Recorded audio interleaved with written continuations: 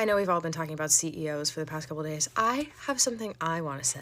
I once had the displeasure of working at a store where in the break room, they had a TV monitor set up that would, on a loop, play a message from the CEO. Oh, the man himself. His face right up on there.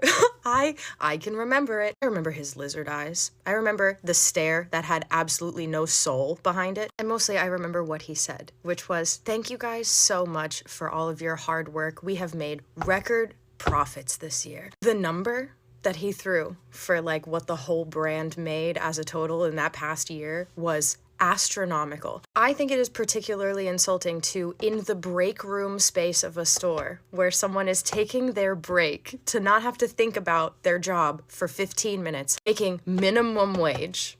Okay, they have to sit in that break room and listen to the CEO talk about how much money that he has made. Now, I mention this because at the time that it was happening, I remember thinking, it is so dystopian to me that I have conversations in this break room telling my employees that I can't schedule them the amount of hours that it would take for them to be able to pay their bills and survive. I'm telling them that the company does not have enough money in payroll to do that. But behind us is the CEO telling us exactly how much money we have. The company I worked for wanted me to tell my employees that the reason that they weren't getting the payroll dollars, the reason that payroll was all messed up all the time, is because they weren't selling enough credit cards. If our store didn't sell enough credit cards, then how could they possibly justify giving us more hours?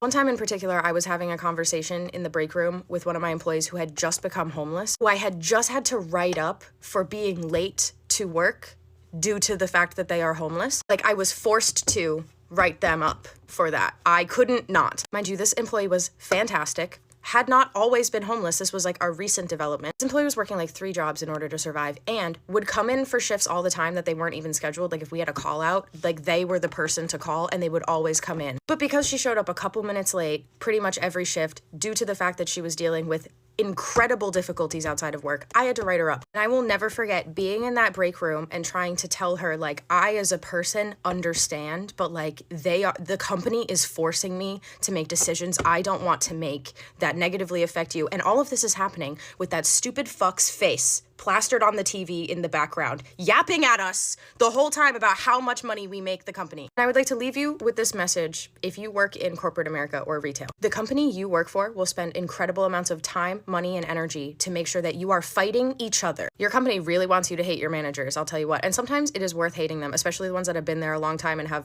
drank the Kool-Aid. Because as a manager, you really have one of 2 options. You either spend your entire time as a manager fighting against the system that's above you and you don't do well at your company because they hate that, or you leave. And that's it. But what they really want is for you guys to fight each other. They want you to fight over scraps. They want you to monitor each other. I used to work somewhere that had a reward. If you caught another associate stealing, you would get $1,000 reward if that turned out to be true. You have all the incentive in the world to monitor each other's behavior, but never to look up. They want you so distracted looking across and fighting with each other that you never look up to see that you are being oppressed. Last thing I'm gonna say for real, then I'm gone.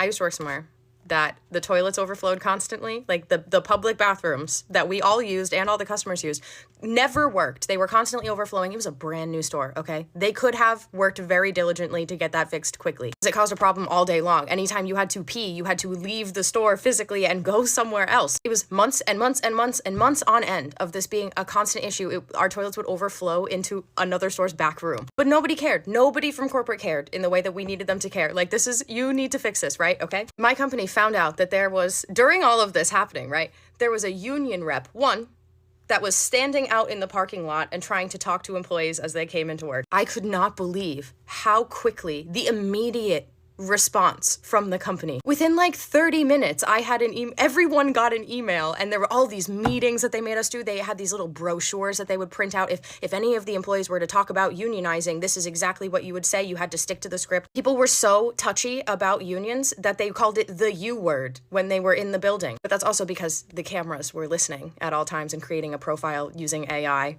on each employee and every customer, which is a story for another time. The point is, the response was immediate when it had anything to do with employee organizing, even though it was just a ghost of one union rep hanging out in the parking lot. Your company does not care about you. They will tell you that they do. And the sooner you realize that, the sooner you stop giving your all and bleeding yourself out for a job that would, if you died at 10 a.m., your job would be posted at noon. Anyways, all of that to say, fuck CEOs, fuck corporations, fuck all of these people. Remember their faces. I sure will.